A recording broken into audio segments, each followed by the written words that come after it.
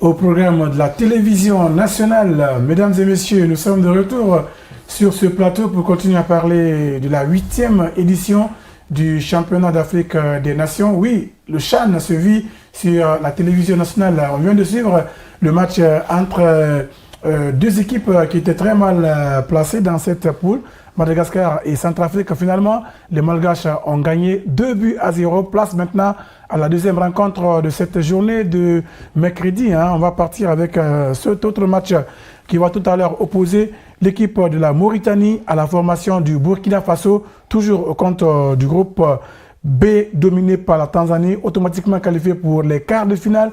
Maintenant, il reste 4 équipes pour une place. Bangoura Mohamed, une fois encore, bonsoir et rebonsoir et bienvenue sur ce plateau. Rebonsoir Mamour Diallo, rebonsoir à nos fidèles téléspectateurs, ceux qui nous pratiquent depuis 13h30 sur la télémère à République de Guinée. Bien, Cameroun Diakité est toujours en poste pour l'autre match de la journée. Oui, même s'il faut être là jusqu'au demain, on le fera parce que... C'est pour la nation. C'est pour la nation et c'est la chose que nous aimons aussi faire. Tout à fait, notre passion commune, le football que nous aimons tant. Mauritanie, Burkina Faso, avant donc le coup d'envoi de ce match. La situation dans ce groupe B, la Tanzanie est en tête avec 9 points, suivi de l'équipe malgache qui a 4 points, Mauritanie 3e, 4 points, 4e Burkina Faso 3 points, et puis 5e l'équipe centrafricaine 0 points, 3 matchs, 3 défaites. Bangoura Mohamed, on va assister à un match très serré surtout, et la victoire sera très très importante de part et d'autre. Évidemment, nous serons aussi servis à travers cette rencontre parce que n'oubliez pas que ces deux nations se connaissent très bien. De 2018 à nos jours, il y a eu 4 matchs joués, c'est pas beaucoup. Et 3 victoires pour les étalons du Burkina Faso, une seule victoire pour les Mourabitoun. Et concernant le CHAN, il faut rappeler que jusqu'ici, les Mourabitoun ont disputé 3 rencontres, un nul et une défaite contre la Tanzanie, une seule victoire contre la Centrafrique. Et en face, vous avez les étalons amenés par Brahma Traoré, c'est un entraîneur local. Et de leur côté, ils ont joué 2 matchs, donc c'est leur 3e sortie. C'est une défaite contre la Tanzanie et une victoire contre la Centrafrique. Il faut rappeler que dans cette poule ici, c'est la Centrafrique qui est aujourd'hui la nation qui distribue des points à toutes les nations de cette poule à 5. Donc, il faut rappeler que les entraîneurs côté Mourabitoun, vous avez l'Espagnol Lopez Garay qui est là, qui fait un travail aussi remarquable, mais en face, vous avez un autre entraîneur local qui produit énormément de jeux dans le contenu. Donc, les systèmes, le classement sont déjà disponibles. Vous allez voir que ce ne sont pas les mêmes systèmes d'animation, mais je reste convaincu dans la mesure où les 2 matchs-là vont se jouer sur le même terrain, c'est le stade Benjamin Mpaka de Dar Salam, un stade que la Guinée connaît très bien. Parce le CIA avait joué là-bas.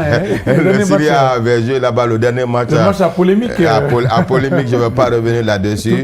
Donc, vous avez constaté le match contre le premier match entre la Centrafrique et le Madagascar, le stade était quasiment vide, il faut le rappeler. On se pose la question, est-ce qu'il y aura une amélioration avant le coup d'envoi de cette rencontre? Mais vous allez comprendre qu'en face, le Burkina, l'entraîneur joue avec un système classique de 4-4-2 et de l'autre côté, pour limiter les dégâts, Lopez Garay a préféré un système de 3-1-3. Donc c'est pour vous dire que oui, pour le moment, il a besoin d'observer. Après le temps d'observation, s'il faut réaménager au niveau de l'animation, tout dépendra de ces 15 minutes d'observation. Mais Cameroun, on sent quand même de la méfiance côté Burkina à travers le schéma de cette rencontre qui va se jouer tout à l'heure. Oui, la méfiance et l'observation, parce que ça ne va pas être facile quand même. Oui, tout à fait. Il y a un dicton qui dit « Connais-toi toi-même », c'est la sagesse. Donc, l'entraîneur, il connaît mieux son équipe. Donc, c'est pourquoi, pour le moment, il se dit, même si on n'a pas encore commencé, on a 4 points. Tout de suite, il ne faut pas venir se mettre dans la gueule du loup. Donc, attendons, on va voir, parce que là, c'est les Burkinabés qui ont vraiment besoin aussi de points. Oui, tout à fait. Parce qu'ils sont derrière encore, et Burkina et les Madagascar.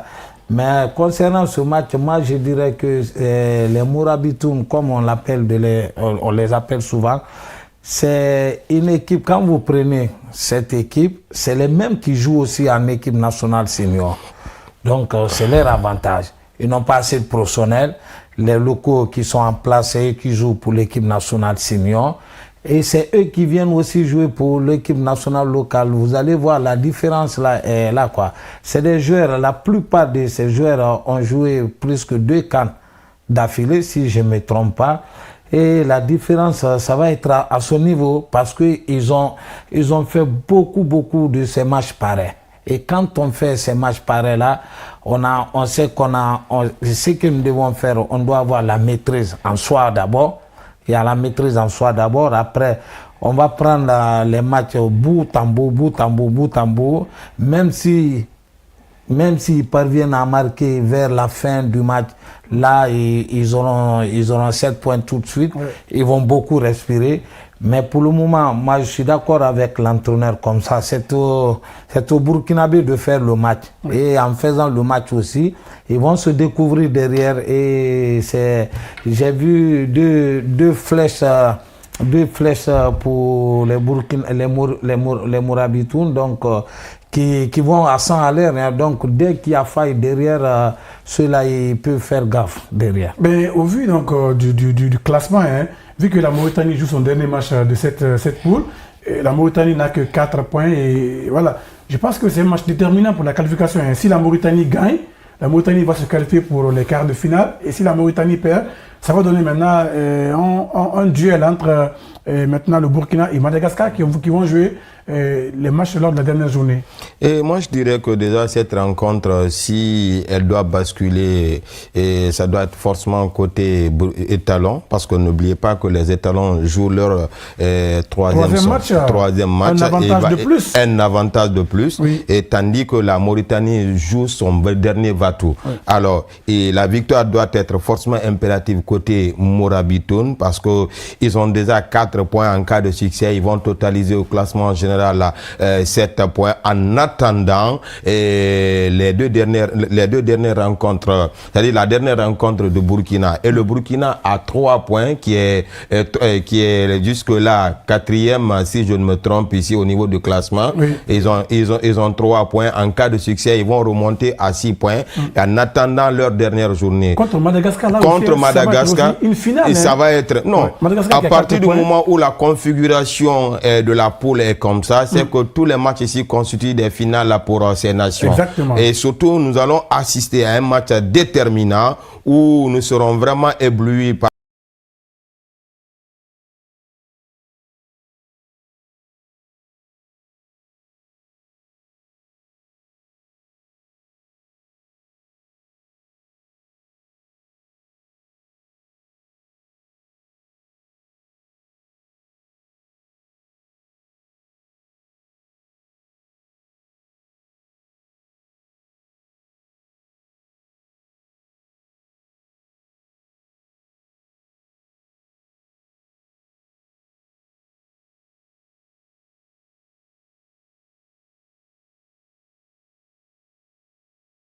de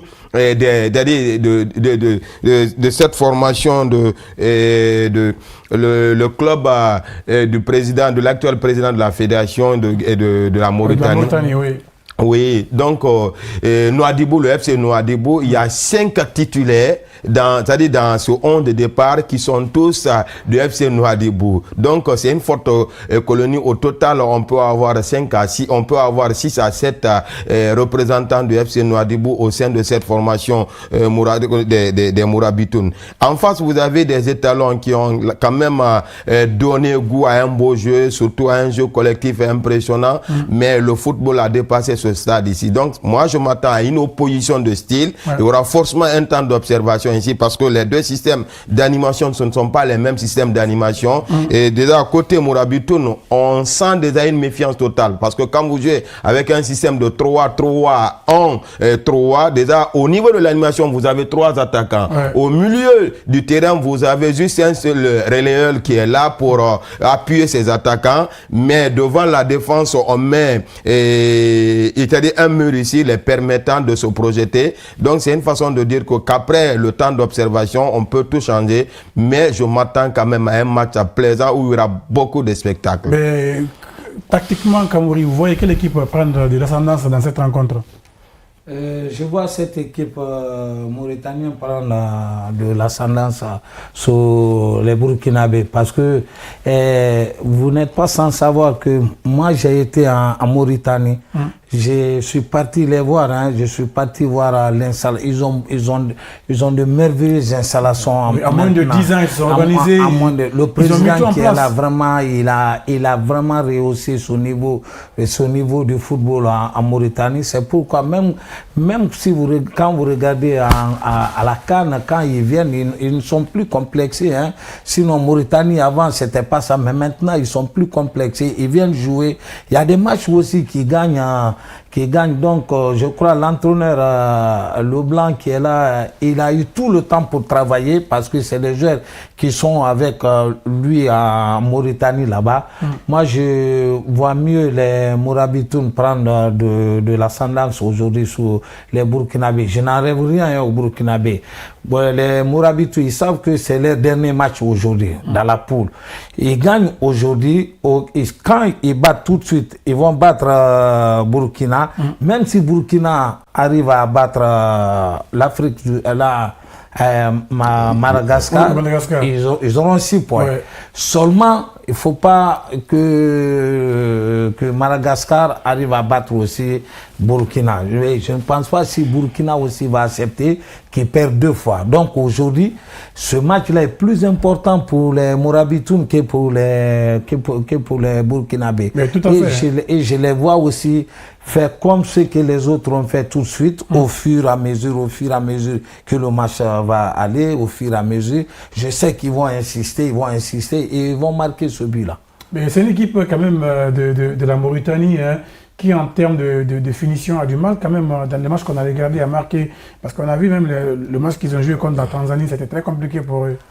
Oui, justement, et c'est là où je ne serais pas d'accord avec Kamouri Diakité. Je sais qu'il y a un travail sérieux qui est abattu côté mauritanien. Et l'entraîneur qui est là ici connaît très bien. Il faut rappeler que la Mauritanie n'est pas sa première participation. C'est leur 4e participation à l'image de la Guinée.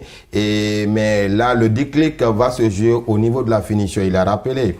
Et cette formation a joué contre si je ne me trompe pas, contre la Centrafrique la fois dernière. C'est juste le service minimum. L'unique but qui a été inscrit par Ahmed El Mokhtar, ça c'était, je crois, pendant la première explication, l'équipe centrafricaine avait poussé, mais ils n'ont pas été réalistes et c'est sur le score final d'1-0 que le référé central a sifflé la fin de cette rencontre. Alors, face aux étalons qui ont vraiment soif, qui ont vraiment faim de revenir, ça ne va pas être les mêmes réalités. C'est pourquoi l'animation offensive, on joue avec 2 attaquants côté burkinabé, un milieu qui est densifié de 4 guerriers ici, et derrière vous avez 4 autres défenseurs. Ça ne va pas être en tout cas chose aisée. Alors au niveau de l'animation, ça va forcément basculer, mais moi je vois une réaction positive des étalons parce que dans cette compétition, c'est que vous devez retenir.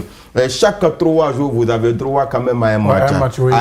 Donc, c'est un championnat rude, très serré, dans le sens que tout le monde a besoin de se faire une place. Et d'après l'observation de la première rencontre entre ceux qui étaient mal placés et qui a basculé en faveur ici des barrières de Malgache ici, la pression est énorme sur les deux nations, mais le plus important, nous serons servis en termes de contenu, en termes de spectacle ici, mais je vois vraiment une réaction des étalons de Burkina, parce que certes, la première sortie, c'était pas comme ça. La deuxième sortie, c'était contre une nation qui est moins huppée. Mais face à ces Mourabitoun, nous allons voir le vrai visage de ces étalons de Burkina. Surtout que c'est une équipe de Burkina Faso qui a pris de la confiance et qui a passé 4 buts quand même à l'équipe centrafricaine. Ce n'est pas rien quand même dans la compétition. Oui, il a bien dit tout de suite que la Centrafrique était là pour distribuer les points aux autres nations.